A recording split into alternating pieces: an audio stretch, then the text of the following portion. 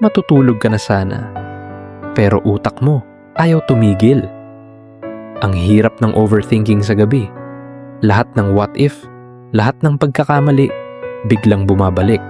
At kahit pagod ka na, hindi ka pa rin makatulog dahil sa bigat ng isip. Pero gusto kong sabihin sa'yo, hindi mo kailangang sagutin lahat ng tanong ngayong gabi. Pwede mong piliin na magpahinga muna.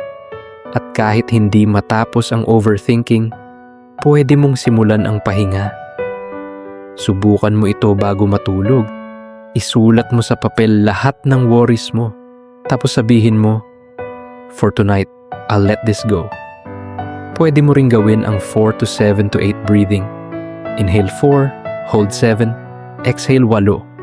Kasi minsan, ang utak natin, kailangan lang ng reminder na safe magpahinga.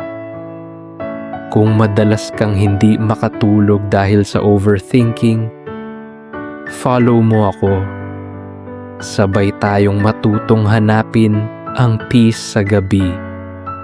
One soul step at a time.